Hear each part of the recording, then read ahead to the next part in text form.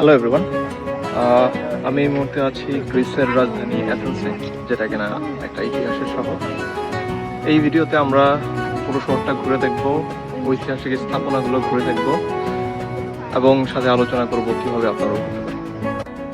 হাজার বছরের ইতিহাস এখানে শুধু বইয়ের পাতায় নয়, মিশে আছে শহরের প্রতিটি রাস্তা, প্রতিটি পাথরে। একদিকে পাহাড়ের উপরে দাঁড়িয়ে থাকা অ্যাক্রোপলিস, অন্যদিকে নীল সমুদ্রের শান্ত উপকূল। প্রাচীন সভ্যতা আর আধুনিক জীবনের এই অদ্ভুত মেলবন্ধনের নাম অ্যাথেন্স। এই 2 দিনের ভ্রমণে প্রথম দিন আমরা এয়ারপোর্ট থেকে শহরে পৌঁছে বিকেলটা কাটাবো অ্যাথেন্সের সমুদ্রের পাশে গ্লাইফাদা এলাকায়, আর দ্বিতীয় দিন ঘুরবো মূল ঐতিহাসিক অ্যাথেন্স, মনেস্তেরাকি, রোমান এগোরা, অ্যাক্রোপলিস, সক্রেটিসের প্রিজন, ফিলোপাপোস পাহাড়। সাথে বিকেলের নরম আলোতে আমরা হেঁটে বেড়াবো প্লাকাতে। এর পাশাপাশি কোথায় কত খরচ হয়েছে, কিভাবে এক জায়গা থেকে আরেক জায়গায় গিয়েছি এবং অল্প সময়ে ট্রিপ কিভাবে পরিকল্পনা করা যায়, সবই থাকবে এই ভিডিওতে। 2 মহাদেশের মাঝখানে দীর্ঘ এক ওরাল, তবে সঙ্গী যখন বিশ্বকাপ, সময়টা শুধু ঘড়ির কাঁটায় কাটে না। মাঠের উত্তেজনা ফুরোতে না ফুরোতেই জানালার নিচে জ্বলে উঠল নতুন এক দেশের আলো। সকাল 11টায় আমাদের বিমান নামলো অ্যাথেন্সে। ইমিগ্রেশন আর লাগেজের পর বাইরে এলাম যখন, শরীর বলছে একটু বিশ্রাম নিই, আর মন বলছে আগে শহরটা দেখি। কিন্তু মন যতই রোমাঞ্চপ্রিয় হোক, পেট তার যেতে বেশি বাস্তববাদী। তাই এয়ারপোর্টেই হালকা একটা ব্রাঞ্চ করে নিলাম। কাছের উপরে এত রকম ক্রসো আর পেস্ট্রি, কোনটা রেখে কোনটা নেব সেটাই তখন ছোটখাটো একটা পরীক্ষা। পেটের সঙ্গে সন্ধি হয়ে গেলে এবার শহরের পথে। এয়ারপোর্ট থেকে ট্যাক্সি, বাস, মেট্রো সবই আছে। আমরা বেছে নিলাম মেট্রো। খরচ তুলনামূলক কম আর যাওয়ার পথটাও বেশ সহজ। স্টেশনে যেতে প্রথমে টার্মিনালের 2য় তলায় উঠে ট্রেন বা মেট্রো লেখা সাইন অনুসরণ করতে হবে। তারপরে ছাউনি দেওয়া এই পথটা ধরে কিছুটা হাঁটলে স্টেশন। হাতে লাগেজ ছিল, তবু পথ খুঁজতে খুব বেশি বেগ পেতে হয়নি। নির্দেশনাগুলো বেশ পরিষ্কার। স্টেশনে পৌঁছে প্রথম কাজ টিকিট কেনা। কাউন্টার আছে, তবে মেশিনেই কাজটা সহজে হয়ে যায়। শুরুতে ইংরেজি ভাষা বেছে নিলে পরের ধাপগুলো তেমন কঠিন কিছু নয়। এখানে একটা বিষয় মনে রাখা ভালো, এয়ারপোর্ট থেকে শহরে যাওয়ার টিকিটটি সাধারণত সিটি টিকিট নয়, আলাদা এয়ারপোর্ট টিকিট নিতে হয়। আমাদের ভ্রমণের সময় একমুখী ভাড়া ছিল জনপ্রতি 9 ইউরো, আর সিনট্যাগমা যেতে হবে লাইন 3 বা ব্লু লাইনে। মেশিনের টিকিটের সংখ্যা বেছে নিয়ে ক্যাশ অথবা কার্ডে পেমেন্ট করা যায়। আমরা কার্ড ব্যবহার করেছি।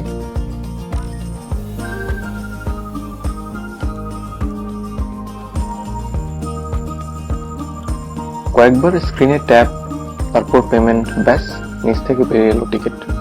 নতুন শহরের প্রথম ছোট্ট কাজ সফল। এবার সত্যি অ্যাথেন্সের পথে। ব্লু লাইনের মেট্রো আমাদের নিয়ে চলো সিনট্যাগমার দিকে।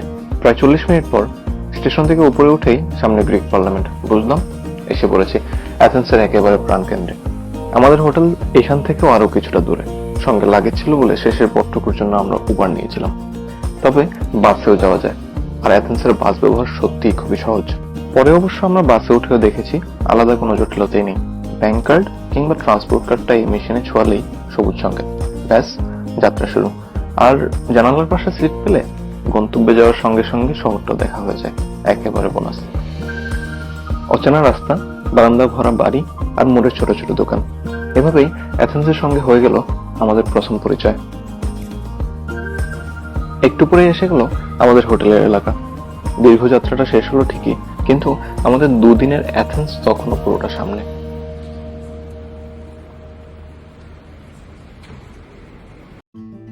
হোটেলে ব্যাগগুলো রেখে একটু বিশ্রাম নিয়ে আবার বেরিয়ে পড়লাম।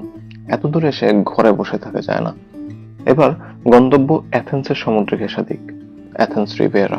প্রথম দিন পথও চিনি না, তাই ঝামেলা না বাড়িয়ে উবারই রওনা হলাম। অ্যাথেন্সের নাম শুনলেই আমাদের চোখে ভেসে ওঠে অ্যাক্রোপলিস আর প্রাচীন সভ্যতার ছবি। অথচ শহরটা একটু দক্ষিণে নামলেই তার একেবারে অন্যরূপ। পাহাড়ের কোলে নীল জল, ছোট ছোট উপসাগর আর রোদে ঝলমল করা এক দীর্ঘ সমুদ্র তট। শহরের ব্যস্ততা পেছনে ফেলে গ্রামের লাইন পেরিয়ে যখন প্রথম সমুদ্রটা চোখে পড়লো, মনে হলো এই দৃশ্যটার জন্যই বুঝি এতটা পথ আসা। এটা কোনো নিখুঁত করে সাজানো ছবির মতো রিসোর্ট বিচ নয়, বরং স্থানীয় মানুষের খুব চেনা, খুব আপন একটা জায়গা। কেউ সাঁতার কাটছে, কেউ রোদ পোহাচ্ছে, আবার কেউ পরিবার নিয়ে নিশ্চিন্তে সময় কাটাচ্ছে। একটা শহরের মানুষকে এভাবে নিজের ছন্দে বাঁচতে দেখলে জায়গাটাকে আর শুধু পর্যটকের চোখে দেখা হয় না, শহরটার সঙ্গে অল্প অল্প করে পরিচয় হতে শুরু করে। আমরাও কিছুক্ষণ চারপাশটা দেখলাম, কিন্তু সমুদ্রের সামনে থাকলে মানুষের মনে একটা কথা বারবারই আসে, আর একটু এগিয়ে দেখি। তাই উপকূল ধরে আরো কিছুটা সামনে চললাম। একদিকে সারি সারি পাম গাছ, অন্যদিকে চোখের শেষ পর্যন্ত নীলের বিস্তার।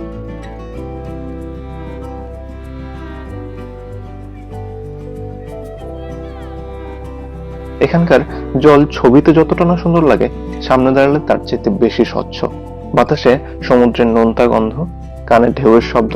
কিছুক্ষণ আগেও যে আমরা ব্যস্ত শহরের মধ্যে ছিলাম সেটা বিশ্বাস করাই কঠিন।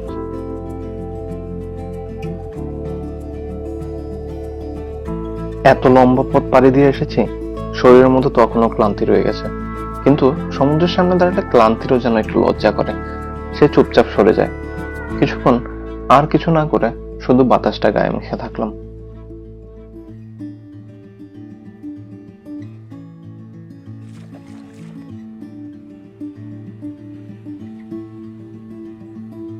তারপর আমরা দুজনে সমুদ্রের পাশে বসে পড়লাম। কোথাও পৌঁছানোর তাড়া নেই, পরের জায়গাটায় ঠিক চিহ্ন দেওয়ারও তাড়া নেই। সামনে ঢেউ আসছে, আবার ফিরে যাচ্ছে, আমরাও চুপচাপ দেখছি। ভ্রমণের সবচেয়ে আপন স্মৃতিগুলো বোধহয় এমনই, যেখানে খুব বেশি কিছু ঘটে না, অথচ সেই সময়টুকুই সবচেয়ে বেশি মনে থেকে যায়। দূরে একটা পালতোলা নৌকা, মেঘের ফাঁক দিয়ে নেমে আসা আলো, দিনটাও ধীরে ধীরে নরম হয়ে আসছিল। পুরো অ্যাথেন্স রিভেরা ঘুরে দেখার মতো সময় আমাদের ছিল না, তবু এই অল্প বিকেলেই সমুদ্র শহরটার আরেকটি পরিচয় দিয়ে গেল। এবার ফেরার পালা। সমুদ্র পেছনে পড়ে যেতেই জানালার বাইরে অ্যাথেন্স আবার বদলে গেল। সামনে ব্যস্ত রাস্তা, বাস, মোটর বাইক, আর শহরের চেনা ছুটে চলা। ফেরার পথে গ্রিক পার্লামেন্টের সামনে হঠাৎ চোখে পড়লো এক নবদম্পতিকে। 1000 বছরের ইতিহাসের শহরে দুজন মানুষ তখন নিজেদের নতুন একটি ইতিহাস শুরু করছে। ফেরার শেষ অংশটুকু আমরা বাসে এসেছিলাম। অ্যাথেন্সে বাস ব্যবহার করা বেশ সহজ। ওঠার পর ব্যাংক কার্ড মেশিনে ট্যাপ করলেই হলো। খরচ মাত্র 1.20 ইউরো। হোটেলে ফেরার পথে এই বেকারিটায় থামার একটা বিশেষ কারণ ছিল। সেদিন ছিল আমার স্ত্রীর জন্মদিন। 1000 মাইল দূরে একেবারে নতুন একটা শহরে জন্মদিন, তাই ছোট্ট করে হলেও উদযাপনটা তো করতেই হয়। বেকারি থেকে পছন্দ করে একটা কেক নিয়ে নিলাম।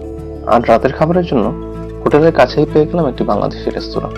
সারাদিন গ্রিসের নতুন নতুন স্বাদ আর দৃশ্যের মধ্যে থাকার পর দিন শেষে পরিচিত খাবারের গন্ধটা যেন হঠাৎ করে অনেকটা ঘরের কথা মনে করিয়ে দিল।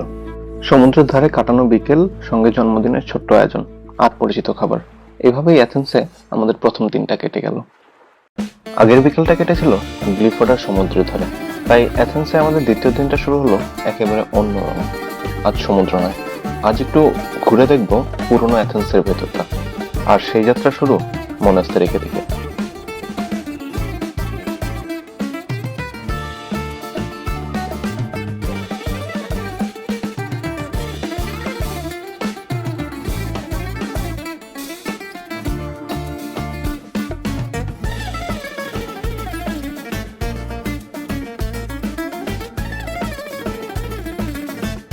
মোনাস্তেরিকাতে নামতেই জায়গাটা একেবারে জেগে উঠল। চারদিকে মানুষ, ছোট ছোট দোকান, পর্যটক, রাস্তার বিক্রেতা, আর এই সমস্ত কোলাহলের উপরে দূর থেকে দেখা যাচ্ছে অ্যাক্রোপলিস। অ্যাথেন্সে আমার সবচেয়ে ভালো লেগেছিল এই ব্যাপারটা। এখানে আধুনিক শহর আর ইতিহাসের মাঝখানে আলাদা কোনো দেয়াল নেই, দুটো একই দৃশ্যের মাঝখানে দিব্যি পাশাপাশি থাকে।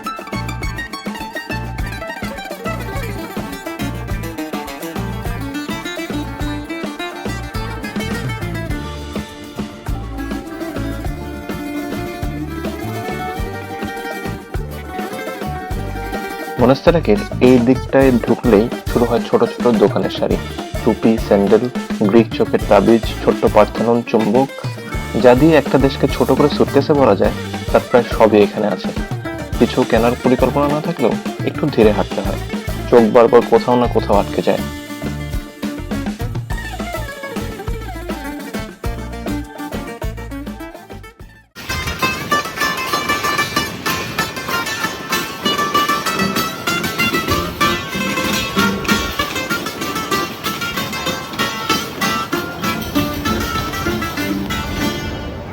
ভ্রমণের এই মুহূর্তগুলো আমার খুব ভালো লাগে। কোনো বিখ্যাত জায়গা নয়, কোনো পরিকল্পনাও নয়, রাস্তার মোড়ে হঠাৎ শোনা একটা গান, অথচ পরে সেই সুরটাই হয়তো শহরটার কথা মনে করিয়ে দেয়। এই ব্যস্ত বাজারের একেবারে পাশেই হঠাৎ সামনে এসে পড়ে হ্যাড্রিয়ানের লাইব্রেরি ধ্বংসাবশেষ। রোমান সম্রাট হ্যাড্রিয়ান 132 খ্রিস্টাব্দে এটি তৈরি করেছিলেন। একসময় এখানে বই আর সরকারি নথি রাখা হতো, বক্তৃতা হতো, দর্শন চর্চাও চলতো। মানে আজ যেখানে ক্যামেরা হাতে পর্যটকের ভিড়, প্রায় 2000 বছর আগে এখানেও মানুষ আসতো জ্ঞান আর আলোচনার খোঁজে।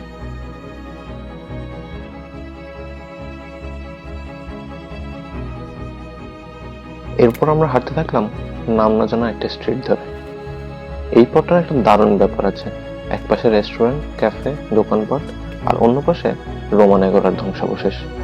আমরা সেদিন রোমান এগোরার ভেতরে ঢুকিনি, কিন্তু বাইরে দিয়ে হাঁটতে হাঁটতেই পুরনো স্তম্ভ আর স্থাপনাগুলো বেশ ভালোভাবে চোখে পড়ছিল। এই জায়গায় এসে মনে হয় অ্যাথেন্সের লাঞ্চ টেবিল আর আর্কিওলজিক্যাল সাইটের দূরত্ব কখনো কখনো কয়েক কদমের বেশি নয়। এরপর ধীরে ধীরে দোকান আর ক্যাফে পেছনে পড়ে গেল, রাস্তা একটু শান্ত হলো, আর সামনে শুরু হলো উপরে ওঠার পথ। দুপুরের রোদে পাথরের সিঁড়ি খুব একটা দয়া দেখাচ্ছিল না, কিন্তু যত উপরে উঠছিলাম গাছের ফাঁক দিয়ে অ্যাথেন্সটাও তত একটু একটু করে খুলে যাচ্ছিল।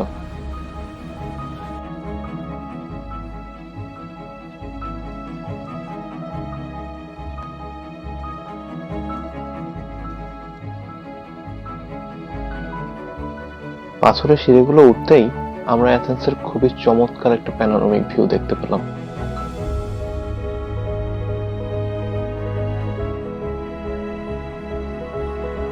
আর কিছু দূর এগিয়ে যেতেই অ্যারিওপাগোস হিল। প্রাচীন অ্যাথেন্সে গুরুত্বপূর্ণ বিচার কাজ হতো এই পাহাড়ে, কিন্তু আজ এখানে উঠলে ইতিহাসের আগে যে জিনিসটা আপনাকে থামিয়ে দেবে সেটা হলো দৃশ্যটা। একদিকে খুব কাছে অ্যাক্রোপলিস, অন্যদিকে যত দূর চোখ যায় শুধু অ্যাথেন্স। আমরাও শেষ পর্যন্ত ক্যামেরা সরিয়ে রেখে একটু বসলাম। এত সুন্দর জায়গায় এসে শুধু ল্যান্ডমার্কের ছবি তুলে চলে গেলে তো হয় না, নিজেদের জন্য দু একটা স্মৃতি রাখতে হয়। আর এই জায়গায় তোলা ছবিগুলো আমার কাছে পুরো অ্যাথেন্স ট্রিপের সবচেয়ে প্রিয় ছবিগুলোর মধ্যে একটা।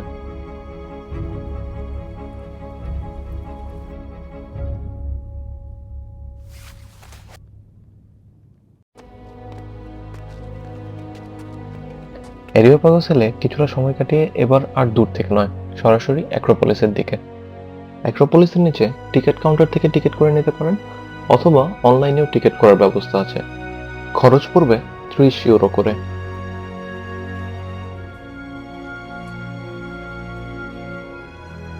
এতক্ষণ যে পার্থেননকে কখনো শহরের রাস্তা, কখনো পাহাড়ের উপর থেকে দেখছিলাম, এবার তাকে সামনে থেকে দেখার পালা। উপর ওঠার পথেই নিচে দেখা গেল এই বিশাল পাথরের থিয়েটার, ওডিয়ন অফ হেরোডাস এটিকাস। 2য় শতকে হেরোডাস এটিকাস তার স্ত্রী রেজিয়ার স্মৃতিতে এটি নির্মাণ করিয়েছিলেন। সবচেয়ে অবাক করার বিষয়, এটা শুধু কোনো মৃত প্রত্নস্থল নয়, এত শতাব্দী পরেও এখানে কনসার্ট আর পারফরমেন্স হয়।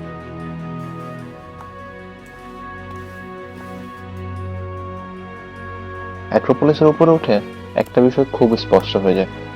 নিচে পুরো অ্যাথেন্স, চারদিকে ছড়িয়ে থাকা প্রাচীন স্থাপনা, একটা জায়গায় দাঁড়িয়ে যেন শহরের কয়েক হাজার বছরের গল্প একসঙ্গে দেখা যায়।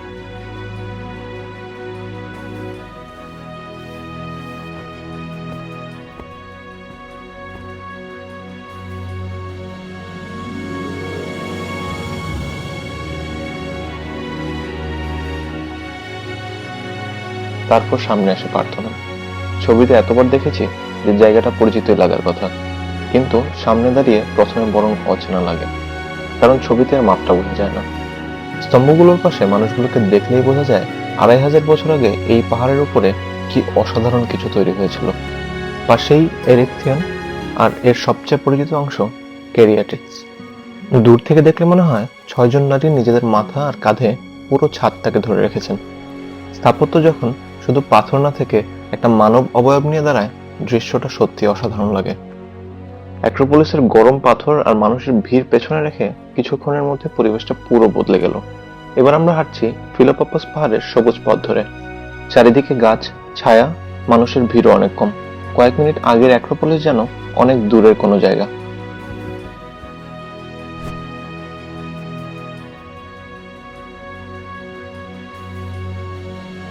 কিছু দূর এগোতেই সক্রেটিসের প্রিজন।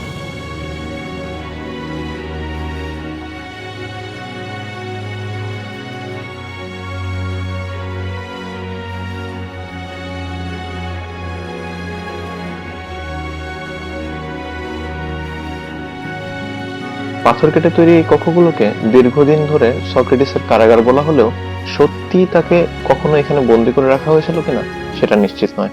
তবু জায়গাটার সামনে দাঁড়িয়ে একটা কথা মাথায় আসে, অ্যাথেন্সে ইতিহাসে কিছু গল্প পাথরে লেখা আছে, আর কিছু গল্প আজও প্রশ্ন হয়ে রয়ে গেছে।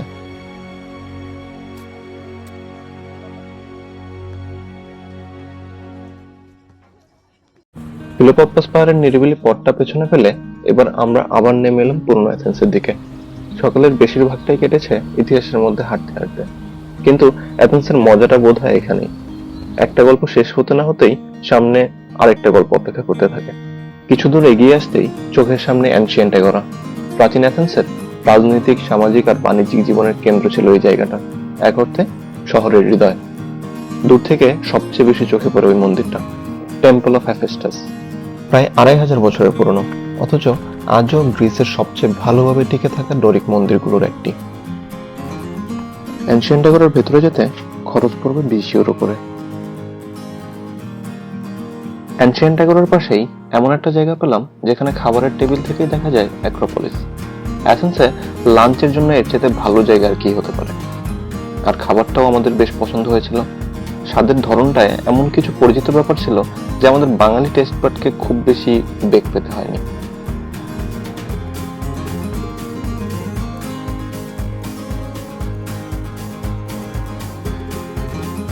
লাঞ্চ শেষ করেই আমরা ফিরে এলাম হোটেলে। সকাল থেকে এতটা হাঁটার পর শরীর তখন জানান দিচ্ছিল প্লাকা যাওয়ার আগে একটু বিরতি দরকার, তাই কিছুক্ষণ বিশ্রাম।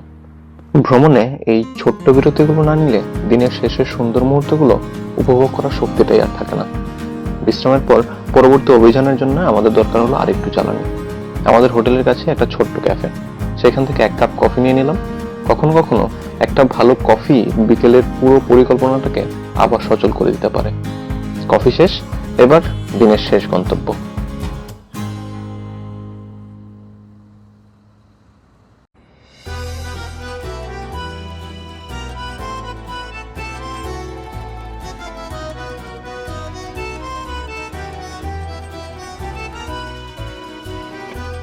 অ্যাক্রোপলিসের নিচেই ছড়িয়ে থাকা এই এলাকাটাই হলো প্লাকা। এখানে নির্দিষ্ট কোনো জায়গায় পৌঁছানোর চেয়ে উদ্দেশ্যহীনভাবে হাঁটাটাই বোধহয় সবচেয়ে বেশি আনন্দের। সরু রাস্তা, পুরনো বাড়ি, ছোট্ট ক্যাফে, দোকানের সামনে ঝুলে থাকা নানান রঙের জিনিস, আর গুলির ফাঁক দিয়ে মাঝে মধ্যে উকি দেয় অ্যাক্রোপলিস।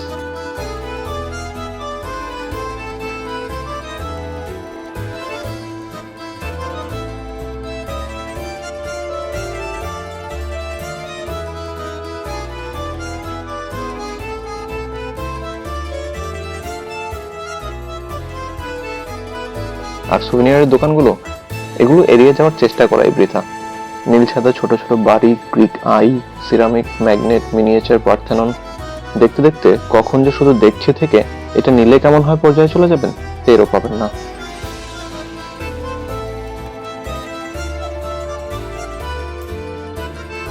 যত ভেতরে যাচ্ছিলাম প্লাকা তত অন্যরকম লাগছিল। কোনোগুলিতে মানুষের ভিড়, পরের মোড়েই একটু নিরিবিলি, কোথাও ক্যাফের টেবিলে সন্ধ্যার আড্ডা, কোথাও দোকানদার দিনের শেষ বিক্রি নিয়ে ব্যস্ত। এই জায়গাটাকে শুধু টুরিস্ট স্পট বললে বোধহয় একটু অন্যায় হবে। এই জায়গাটার মধ্যে শহরের উষ্ণতা অনুভব করার একটা ব্যাপার আছে।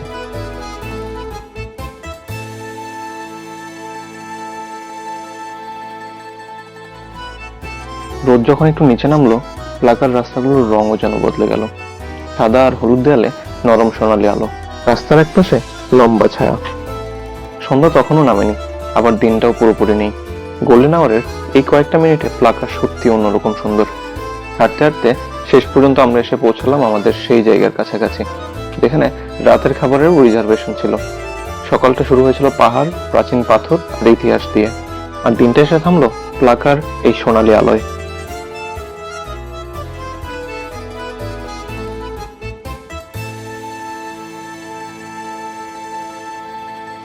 দিনের আলো তখন প্রায় ফুরিয়ে এসেছে, আর আমাদের শেষ সন্ধ্যার জন্য জায়গাটা বোধহয় এর চেয়ে ভালো আর হতে পারতো না।